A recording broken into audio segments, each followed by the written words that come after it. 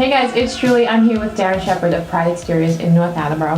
Darren, one of the first questions I'm asked when someone's coming to look at a home is how old is the roof, right? And as we go down through, I mean, that's really your ceiling, your top protector to your property. So if we get to a point that a roof is starting to get older, help us understand how old is old? What should we be looking for? What's the best approach if there's a roof that's showing some signs of age or wear and tear? Well, as far as age, there is no magic length of time. Between 7 or 8 popular brands of shingles, asphalt roofs, which are primarily on houses, tend to last anywhere from 13 or 14 years if you bought or had a poor brand installed, to upwards of 30, 35 years if you have a roof that was a good quality shingle. Okay. We go more by the look of the shingles than we do with the age. Okay. Now, if we start to get older, if the roofs are older, what's the most straightforward, easy signs to see of a roof that's starting to wear? Curling shingles, they begin to be a little bit bumpy.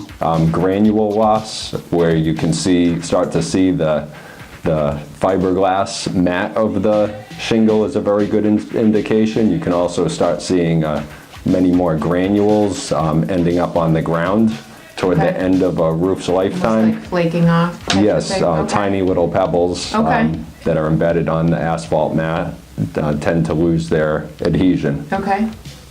Now, another thing we look at too is if a roof is starting to get older. In Massachusetts, you're legally allowed to have 2 layers on your roof, right? But there's different opinions. So if my roof is starting to wear and tear and it's time to take some action, am I better off putting a second layer, or am I better off stripping and re-roofing? Well, you know that the standard answer for most of my career was it's better to strip it off.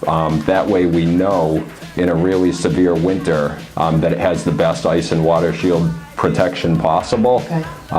That was up until the winter of 2015 when it snowed 12 feet in 1 month, and that was the ultimate test. It was the most snow in 1 month combined with the second coldest month in the history that they've been keeping track. Right. So if a roof has 1 layer and it survived that winter with no leaks and no problems on the inside, we could be very confident that we could install another layer of roofing on that, and it will perform well.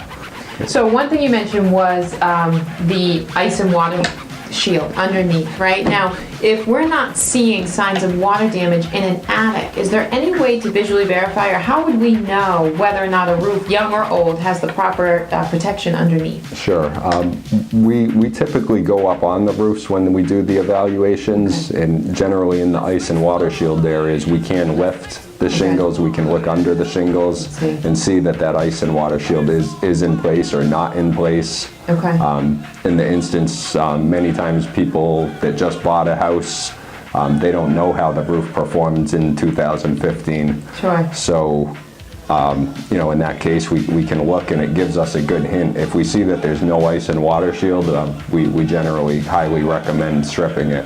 And putting that in. Yes. Okay. So as you're getting ready to prepare your home for the market, or whether or not you're approaching a home to purchase and you have questions on the roof, I think obviously the best scenario is to have a professional such as Darren over at Pride Exteriors come take a look, evaluate the integrity of your shingles, the age of your shingles, how good the ice and water shield is underneath, whether you have 1 layer, whether you have 2 layers. Don't just leave it to a visual inspection. Call the experts, and certainly if you have any questions about any of this in the meantime, you can contact Darren and his crew over at Pride Exteriors.